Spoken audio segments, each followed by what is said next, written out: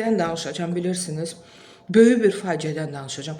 Bugün Azərbaycan televiziyalarının nə halda olmağı haqqında danışmayacağım.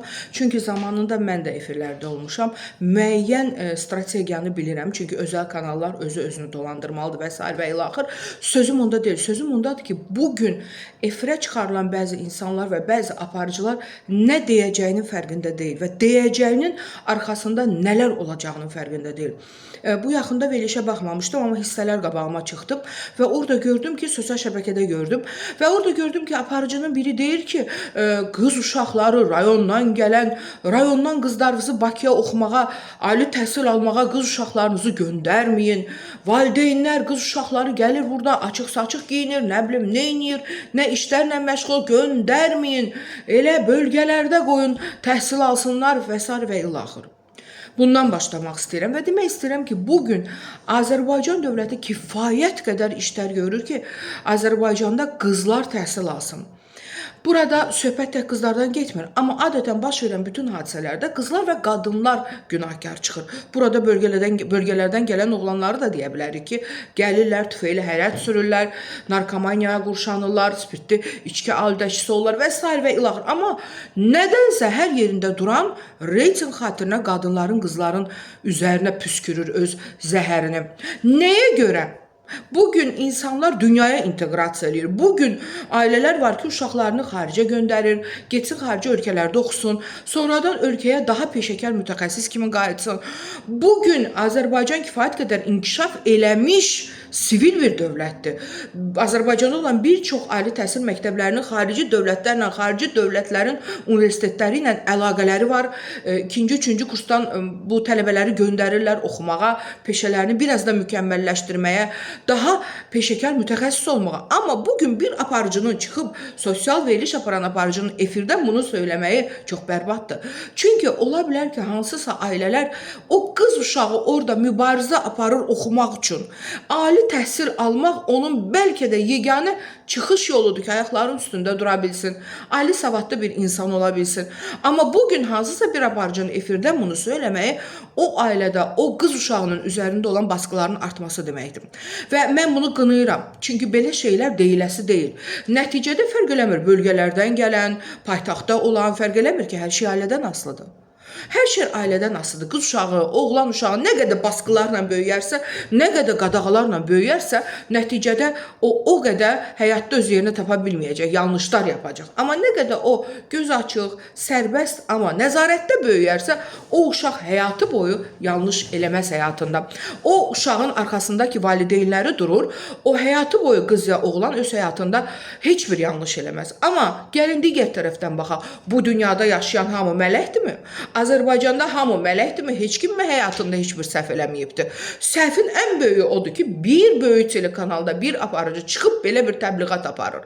Nəticədə bu təbliğat qızların oxumaq istəyən, ali savad almaq istəyən qızların başında çatlayır. Və mən bunu qınayıram. Bunu necə demək olar? Ailələr övladlarının oxumağını, ali savad almağını istəyir. Və belə deyəndən sonra kimsə uşağını şəhərə göndərəndə əmi dayı çıxacaq, göndərmə, qız uşağı gedir Bakıda pis işlər görür. Niyə görür? Niyə? Hardan çıxıb bu? Mən bir tanışımızın, kifayət qədər tanınan bir adamın, bir dəfə bir müğənni dedi ki, qardaşımın qızı çox yaxşı oxuyurdu orta məktəbi, o ali savad almaq istəyirdi. Mən qoymadım ki, qız uşağı ali savad almaz. Subay idim. İndi özüm evlənmişəm, öz uşaqlarım var və mən istəyirəm uşaqlarım ali savad alsın. İndi başa düşürəm ki, mən necə böyük səhv eləmişəm, o qardaşımın qızına müdaxilə eləmişəm. Nəticədə bu tip efirdən olan müdaxilələr, bu tip təbliğat qız uşaqlarının erkən nigahına səbəb olur. Nəyə görə olmalıdır ki, erkən nigahlar? Digər bir kanalda da görürəm ki, özünə psixoloq deyən bir adam qalxıb deyir ki, qızlar və oğlanlar ayrı-ayrı məktəblərdə oxumalıdır. Kişi istəyirsən ayrı-ayrı məktəblər. Ərəb ölkələrinin çoxunda elədir. Biri Dubay, Səudi Ərəbistanı, Birləşmiş Ərəb Əmirlikləri apar uşağı qoy orada oxusun da. Sənə kim ixtiyar verib? Azərbaycan telekanalından çıxasan, sən belə bir təbliğat aparasan. Əvvəla heç bir psixoloqun məsləhət vermək kimi ixtiyarı yoxdur. Hər nə olursa olsun, psixoloq neytral qalmalıdır. Öz peşəsində də, çıxdığı efirlərdə də. Yoxdur ixtiyarı mənim əzizlərim. Dərman yaza bilmədiyi kimi psixoloq məsləhət vermək kimi də bir komfortu yoxdur. Və sən çıxıb efirdən deyirsən, ayrı-ayrı oxusun. Yenə də bu qızların başında bu çanaq çatlayır. Oğlanların yox. Nəticədə valideyn deyəcək ki, əş qız oğlan bir yerdə qoymuram oxusun. Ya uşağını oxumağa qoymayacaq, ya erkən nikah olacaq, məktəbdən tez çıxardacaq və ailə qurmağına, erkən nikahlara səbəb olacaq. Siz nə dediyinizin fərqindəsiniz? Siz hansı ölkədə yaşadığınızın fərqindəsiniz, mənim əzizlərim? Siz Azərbaycan müstəqil, suveren dövlətində yaşayırsınız və heç kim çıxıb belə şeylər deməyə haqqı, hüququ yoxdur. Sən necə cəmiyyətin adından danışa bilərsən? Sən necə çıxıb efirdə yanlış məsləhət verə bilərsən? Bu sənin subyektiv fikrində, əzizim. Sən beləsən, belə düşünürsən, apar balalarımı qoy oxusun Dubayda, nə bilim Şarm Şeyxdə, harda istəyirsən. Orada qız oğlan orta məktəbdə ayrı oxuyur, istəsən universitetdə. O burada olma. Amma sən bunu durub necə məsləhət verə bilirsən? Bəzi biz deyə bilmərik axı, indi hamı ali savadlıdır. İnsanlar var ki, efirdə olanlara baxır, qulaq asır. Rəhmətlik mamam kimi. Nə alırdım, deyirdi bu yaxşı deyil. Filan efirdə filan aparıcı reklam eləyir, onu mənə al gətir. Nəticədə bu tip insanlar çoxdur, efirdə deyilənlərə inanır, güvənir. Və siz necə yanlış təbliğat apara bilirsiniz? Xəbəriniz var ki, ölkədə nələr baş verir, bölgələrdə. Bugün Azərbaycan dövləti bununla mübarizə aparır. Ailə Uşaq Komiteti bununla mübarizə aparır. Bugün uşaq cəmiyyəti, qadın cəmiyyətləri var ki, bununla mübarizə aparırlar, erkən nikahlar olmasın. Qız uşaqları təhsil alsın, təhsilə, peşəyə yönəlsin. Siz çıxıb danışdığınızın fərqindəsiniz. Bugün, gəlin belə deyim sizə, UNICEF və Dövlət Statistika Komitəsinin məlumatına görə, mən sizə dəqiq məlumatları oxuyuram. 15-17 yaşlı qızların 6-8% orta təhsilini yarımçıq qoyur. Fərq eləmir, bölgələr ya paytaxtın özü. Yarımçıq qoyur. Niyə? Sizcə? Əsasən də kənd məktəblərində bu şəhərdən 2 dəfə artıb. Bilirsiniz niyə? Sizi kimlərin efirdən verdiyi məsləhətin dırnaqarası nəticəsində erkən nikahlar, ailə daxili çətinliklər, qız uşağı üzərində olan baskılar və yaxud da ki, gender stereotiplərini siz bax bu cür bərbad eləyirsiniz. Xəbəriniz var ki, 18 yaşa qədər nikahlar nə qədər artıb? Çünki siz çıxıb efirdə axmaq məsləhətlər verirsiniz. Bəli, bu axmaq məsləhətlərdir. Subyektiv fikrini özündə saxla. Sənin rayonda qohum əqraban varsa, qoyma Bakıya gəlsin qız oxumağa. Amma çıxıb buradan efirdən bu boyda 10 milyonluq insana məsləhət vermək sənə düşməz. Aparıcı neytral qalmalıdır. Aparıcı ələxüsus neytral qalmalıdır. O ki, qala onun qonağı olan psixoloq deyir özünə. Bugün Azərbaycanda qadınların 11% 18 yaşdan əvvəl nikah qurur. Erkən nikah 2% 15 yaşdan əvvəl. Düşünə bilirsiniz, 15 yaşdan aşağı uşaqların ailə qurmasını, nikah qurmasını düşünürsünüz siz bunu. Bunun nə cür faciələrə səbəb olacağını düşünürsünüz. Müasir dövrdə elm, təhsilin inkişaf elədiyi bir dövrdə bugün bütün dünya süni intellektin, texnologiyaların üzərində qurulduğu bir dövrdə o uşaq təhsildən geri qalıb 13-14 yaşında ailə qurursa, o nə cür övlad yetişdirə biləcək? Necə onun böyütdüyü uşaqlar bu ölkəyə inteqrasiya eləyəcək? Necə? O necə o övladı doğru düzgün, axı özü uşaqdır. Oyuncaqla oynayan, gəlinciklə oynayan bir yaşında o uşağı siz necə təhrik eləyə bilərsiniz ki, oxumasın, qız oğlan ayrı oxusun, nə bilim bölgələrdən Bakı oxumağa göndərmir. Bu nə absurd düşüncələrdir. Bu nə düşüncələrdir? Erkən nikahların nəticələrini bilirsiniz. Xəbəriniz var. Qızlar təhsildən uzaqlaşır, təhsildən geri qalır. Erkən hamiləliklərin sağlamlıq üçün olan risklərini bilirsiniz. Hardan biləsiniz? Bilsəz bunları danışa bilmərsiniz axı. Məişət zorakılığına nəticədə onlar məcbur qalırlar. Çünki onlar erkən nikah qılınanda getdiyi ailədə onu qul kimi istifadə edirlər və bu əlbəttə ki, intihara gətirib çıxardır. Bu əlbəttə ki, zorakılığa gətirib çıxardır. Gələcəkdə o iqtisada asılı olur. O ərindən, qaydanasından, ailəsindən asılı olur. 13-14 yaşında ailə qurmuş bir uşaq. Siz dediyiniz kimi bölgələrdən gəlib oxumasınlar. Siz kim olursunuz da cəmaata belə məsləhət verirsiniz? Nə fərq eləyir harda oxusun? O pis, onu sandığa da qoysun, o pisliyini eləyəcək. Sən ona pis deyirsən, gəlir burada açıq-saçıq geyinir, əxlaqsızlıq eləyir. Bax, o elə düşündüyün adamları elə öz evinin içində böyük bağla, sandığa qoy, orada da bildiyini eləyəcək. Sən bugün gəlib məsləhət mi verirsən? Nəyə görə pislərin üzərindən məsləhət verirsən? Nəyə görə yaxşıları göstərmirsən? Nə qədər bölgələrdən gələn ali savad alan, xaricdə oxuyan uşaqlar var? Bugün o gün oxuyuram mən ki, bir masallıdan bir oğlan uşağı gedib Google-da işləyir, şöbə müdürüdür. Pisdir bu. Mənim tanıdığım adam var ki, Amerikada Massachusetts ştatındakı Texnologiyalar Universitetində dərs deyir. Qız uşağıdır, Qazaxdan. Dərs deyir, doktoranturanı bitirib. Niyə bunu sən misal gətirmirsən? Mən tanıyıram ki, tanıdığım adamlar var ki, onların uşaqları oxuyublar, bitiriblər. İngiltərədə biri həkimdir, o birisi Amerikada həkimdir. Biri kompüter mühəndisidir, qız uşağı. Siz nədən danışırsınız? Nə yiyib içirsiniz? Niyə bunları məsəl gətirmirsiniz? Məsəl gətirəndə deyin ki, valideynlər övladlarınızı doğru düzgün yetişdirin. Qoy o övladlar ali təhsil alsınlar. Ölkəmizi dünyada təmsil eləsinlər. Qayıdıb gəlib ölkəmizdə təmsil eləsinlər. Siz nəyə görə bunu düşünmürsünüz? Və dediyim insanların da xaricdə hərəsinin öz ailəsi var. Mənim uşağımın bir müəlliməsi var idi. Polşa dili müəlliməsi. Polşada bitirmişdi. Magistratura İtaliyada bitirmişdi. Gözəl bir, gəncəli bir, gözəl bir qızdı. Ailə də qrup Azərbaycanlı ilə İtaliyada yaşayırlar hal-hazırda.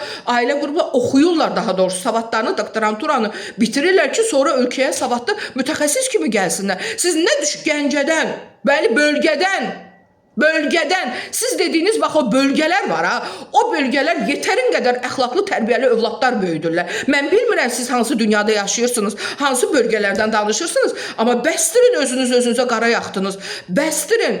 Kimlərsə tək-tük halda gəlib burada nəsə eləyibsə, ona görə bütün bölgələri belə bərbət düşüncə ilə ittiham eləmək düz deyil. Bu yanlışdır. Mənim əzizlərim, bugün bu qədər mübarizə aparır, bugün bu qədər hamı təbliğat aparmaq istəyir. Baxın da, uşaq sığınacağında baş verənlərə Kəmal Ağazadə bu qədər çıxır, təbliğat aparır ki, övladlarınıza, qız uşaqlarına təhsil verin, zorakılığın qabağını alın, qadınlar peşə alsınlar. Amma siz çıxıb efirdən nələr deyirsiniz? Mehriban Zeynalova, o çıxıb nə qədər təbliğat aparır ki, hamı savadlı qız uşaqları əsasən ya peşə sahibi olsun, ya ali savad alsın, erkən nigahlar olmasın. Amma sizin dedikləriniz nədir? Siz hara sürüklüyorsunuz dediklərinizlə? Bu efirdir, bu televiziyadır. Bir çox bölgələr sosial şəbəkələrə baxmır. Bir çox yaşlı adamlar var ki, onların anlayışı yoxdur sosial şəbəkələrdə. Amma televiziyalara baxır və siz necə bunu eləyə bilirsiniz? Siz necə bu barədə danışa bilirsiniz? Mən bilmək istəyirəm. Mən bilmək istəyirəm də, nə düşünüb bunu danışırsınız? Qız və oğlan ayrı-ayrı oxusun. Niyə? Bir yerdə oxuyanda nə olur ki, birbirini dişləyir? Niyə ki, bir ömür qız oğlan bir yerdə oxumuşuq da? Qız oğlan bir yerdə oturmasın. Niyə? Bir ömür biz də oxumuşuq, bir yerdə də oturmuşuq. Gözəl 11 ilimizi bitirmişik. Bugünə qədər də orta məktəb təhsilli uşaqlar var ki, orta məktəb təhsili alan uşaqlar bugün də o sinif yoldaşları yığışırlar, bir yerdə qeyd edirlər, 20-30 il keçib üstündən. Lap olsun, ali məktəblər bir ailə kimi olurlar onlar. Bu nə düşüncədir? Bu nə yanlış düşüncədir? Mən düşünə bilirsiniz mənim əzizlərim. Mən bu eşidəndə bunu yenə edirəm. Bütün verilişə baxmamışam. Nə baş verdiyini bilmirəm. Amma hər nə baş verdiyindən asılı olmayaraq, hansısa bölgədən kimsə yanlış tərbiyə görüb gəlmiş qız uşağını qınaya bilməz sizi. O qız uşağı burada nəsə yanlış eləyirsə, səbəbkar o uşaq deyil, o qız deyil, onun ailəsidir. Siz gedin onun ailəsinə baxın. Onun valideynləri də deməli doğru düzgün yetişdirə bilməyiblər. Belə olan halda siz necə ot püskürürsünüz bütün ölkəyə? Siz bugün dünyadakı kəşflərdən xəbəriniz var? Bugün dünya kəşflərdən danışır, yeniliklərdən danışır. Bugün xəbəriniz var nələr baş verir dünyada? Bugün artıq spid kimi ağır bir xəstəliyin iynəsi tapılıb. 6 aydan bir vurulur, 2 dəfə və salam. Dünya onun əlində illərdə əsir-yesir qalmışdı. Sizsə burada görün nəyi müzakirə edirsiniz? Önəmli olan budur. Önəmli olan Azərbaycan vətəndaşının, Azərbaycanda doğulan hər bir uşağın ali savad almağıdır, orta təhsil almağıdır. Qoy o dünyanın hər bir ölkəsinə getsin, savad alsın. Bu nə düşüncədir? Bu nə yanlış düşüncədir? Mən qınayıram belə düşünənləri. Çünki bir Azərbaycan qadını olaraq hər bir qızın, qadının ali təhsili olmağını istəyirəm. Onun peşəsinin olmağını istəyirəm. Mənim rəhmətli atam deyərdi ki, Allah ölənlərinizə rəhmət eləsin, Azərbaycan dövləti uğrunda şəhid olmuş atam. Deyərdi ki, mən elə orta məktəbdə oxum, deyirdi ki, ali savad öz yerində qız uşağının peşəsi də olmalıdır. Əlavə peşə.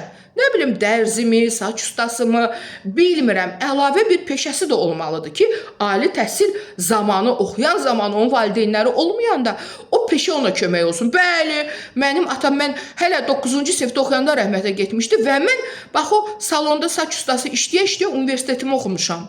Ailəmə də baxmışam. Və bugün durub siz burada belə ağzınıza gələni danışmağınız bilirsiniz nə deməkdir? Yanlış yerlərə sürükləməkdir insanları. Qınayıram. Əlbəttə ki, mənim qınamağımdan mən bilmirəm bu insanlar özü üçün bir çıxış yolu götürəcək ya yox, əlbəttə ki, yox. Bugün onlar efirdədir, nəticədə mən efirdə deyiləm. Bugün onlar çıxırlar efirə, yekə-yekə danışırlar, reyting xatirinə, özlərinə ay sağ ol demək xatirinə bu sözləri deyirlər. Amma düşünmürlər ki, bu reytinglər, bu bəyənmələr, ay sağ ol demələrin arxasında ailələr var ki, onlarda böyük bir problem yaranır. Qız uşaqları var ki, onların uşaqlıqdan ali təhsil alma arzularına son qoyulur, erkən nigahlar qurulur. Mən yargılayıram və rica edirəm, əziz Azərbaycanlılar, bu tip şeyləri qulaq asmayın. Eşidin, qulaq asmayın, əməl eləməyin. Çünki nəticədə hər bir ailə öz yetişdirdiyi övlad, onun əlbəttə ki, ali savad almağı, normal dünyaya, Azərbaycana inteqrasiya eləməyi, o öz ayaqlarının üstündə durmağını istəyər. Kimsə bunu istəmirsə, onun başındadır problem. Hansısa ailə qız uşağının istəmirsə ali təhsil alsın, orta məktəb təhsil alsın, onun başındadır problem. O valideyni müalicə eləmək lazımdır. Bu nədir belə? Bugün bu barədə danışdım, mənim əzəm. Çünki eşitdim və mən dəhşətə gəldim. Onu necə demək olar? Bu barədə necə danışmaq olar? Deyir, qız oğlan ayrı otursun. Ayrı apar uşaqları oxutur da xaricdə. Sənin Azərbaycandan nə işin var ki? Yox, deyir, qız uşaqları rayondan qoymayın, gəlsin, burada bilirsiniz nələr eləyir. Sən 5-10 nəfərə görə bütün Azərbaycana qara yaxırsan. Bir ömür boyu bölgələrdən Azərbaycana gəliblər, oxuyublar, savad alıblar, qayıdıblar öz bölgələrinə, rayonlarına işləyirlər. Və harda olsun bunlar? Öz bölgələrinizdəki universitetlərdə oxuyun. Niyə? Onların paytaxta gəlib oxuma haqqı yoxdur. Harda yazılıb? Qanunlar məcəlləsində. Sən yazmısan bu qanunu? Neysə, çox əsəbləşdim mənim əzizlərim. Lütfən belə şeylərə qulaq asmayın mənim əzizlərim. Uzaq olun belə şeylərdən. Belə yanlış düşüncələr, dar düşüncəli insanlar təəssüf edirəm efirdədirlər. Olsunlar efirdə. Mən də buradan sözümü dedim və rica edirəm ki, illah da qız uşaqlarına lütfən xahiş edirəm, peşə verin, orta məktəb təhsili verin. Onların peşəsi olsun, ali məktəb savadları olsun, onlar mütəxəssis olsunlar. Məktəbdə həkim, müəllim, kitabxanaçı, mən bilmirəm. Hətta qoy onun sürücülük vəsiqəsi olsun, o avtomobil də idarə edə bilsin. Hətta qoy o doktorantura oxusun, hətta yox, oxusun. Qoy onun nə bilim hər cür peşəsi olsun ki, o sabah valideyn olmayanda, getdiyi ailədə ər olmayanda ayaq üstündə dayana bilsin. Ər də qazansın, arvad da qazansın, evə, büdcəyə çox pul gəlsin, balalarına dayaq dəstək ola bilsinlər. Bir qadın həyatda tək qalanda, əgər onun peşəsi və ali savadı yoxdursa, nə ilə məşğul olacaq o? Nə ilə? Düşündünüz bu barədə? Qadını qınamağa nə var ki? Siz kişiləri qınayın. Qadınlara ittiham atan, yargılayan, qadınları hər şeydə günahkar çıxardan kişilərdən danışın da. Niyə qadınlar? Qadınları o pis yola sürükləyən kimdir? Kişilər. Kişilər hansı çətinlikdə olan, hansı ehtiyacı olan qadına hansı kişi təmənnasız nəsə eləyib? Qatlayın barmağınızı. Heç kim. Təmənna güdüb eləmişsiniz. Amma danışanda qadınları günahlandırırsınız. Niyə? Bugünə bu qədər. Abunə olun, bəyənin, paylaşın. Çoxdan da yox idim. Bugün belə oddalovlu gəldim.